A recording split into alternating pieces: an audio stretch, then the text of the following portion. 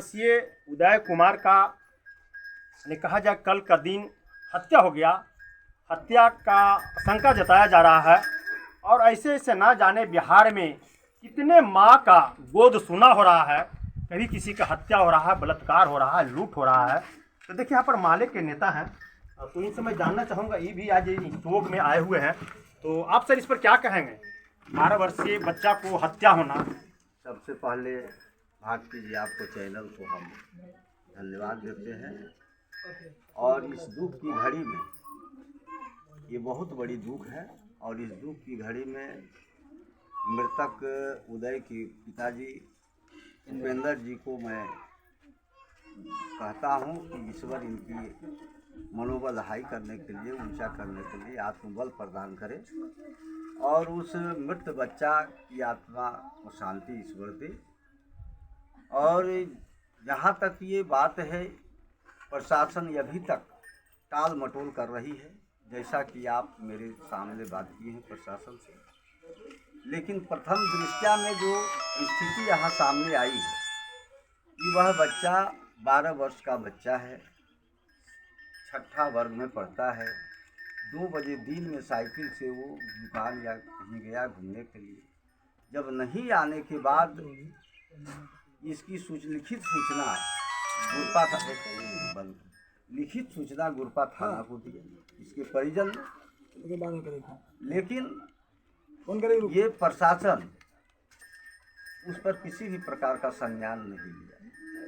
अगर प्रशासन एक्टिव होता, प्रशासन ये समझता कि नहीं, जितना एक राष्ट्रपति का जान का कीमत है उतना ही एक गरीब का औलाद का भी कीमत है, तो एक्टिव होता तो शायद यह घटना नहीं घटती।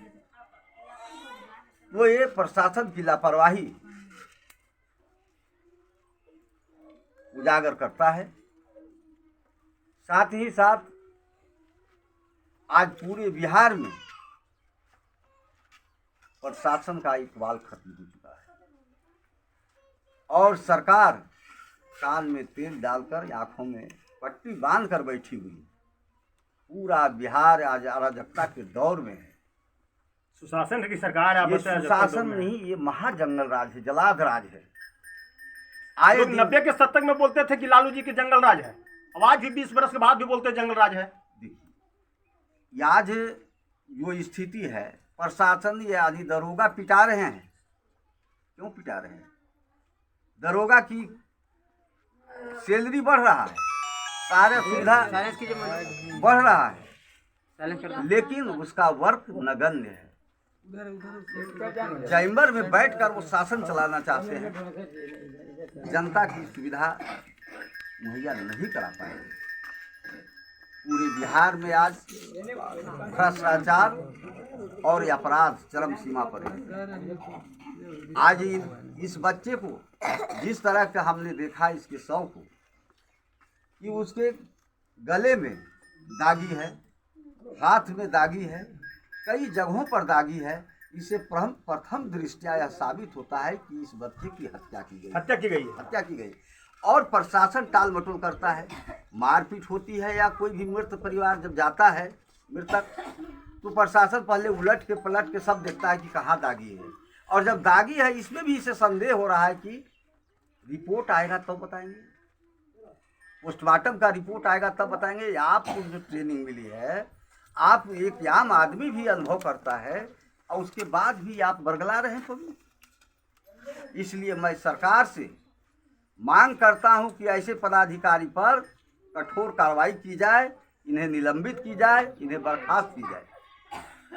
ऐसे पदाधिकारी की जरूरत बिहार में नहीं है। साथ ही साथ आश्चर्य तो तब होती है कि इस तरह के जघन्य हत्या घटना घटी और इस यहाँ के पदाधिकारी कोई भी इस घटना स्थल पर नहीं समझे। तो कितना ये सरकार में रहने, डबल इंजन की सरकार क्या कर रही है? एक तरफ भ्रष्टाचार और एक तरफ अपराध, डबल इंजन की सरकार है। हम सरकार से मांग करते हैं कि इस मृतक बच्चा जो उदय है, उदय की हत्या का गुत्थी अविलंब प्रशासन सुलझाए, इसके लिए SIT गठित करे SB, और उन्हें पकड़कर दोषी को ट्रायल चला करके अविलंब उसे सजा दिलाएं, उसे गिरफ्तार कराएं। हम यही मांग करते हैं। साथ ही साथ हम ये भी मांग करते हैं कि यह जो बच्चा, मृतक बच्चा है, उनके परिवार अमन चैन लाने की कोशिश करें, लेकिन अब ये नहीं कर पाएंगे, क्योंकि सरकार का इकबाल खत्म, प्रशासन का इकबाल खत्म।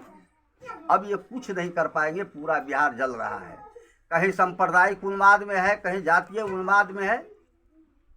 आज कोई भी ऐसा दफ्तर है, ये कहते हैं अपने आप को कि हम सुशासन की सरकार चला रहे हैं, भ्रष्टाचारियों को पकड़ रहे हैं, और उनके दाएं बाएं बगल में भ्रष्टाचारी मौजूद हैं। आज इंजीनियर के यहाँ करोड़ों अरबों रुपया पकड़ाता है।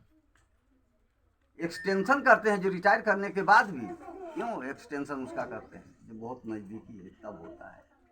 आज कोई भी ऐसा पूरे बिहार में कोई भी दफ्तर नहीं है जहाँ बिना रिश्वत के किसी भी जनता का काम हो। क्या यह सरकार को नहीं लगता? तो सरकार को लगता है वो किसी तरह प्रशासन के सहारे, सरकारी तंत्र के सहारे यह नीतीश बाबू सरकार चला रहे हैं और चलाना चाहते हैं।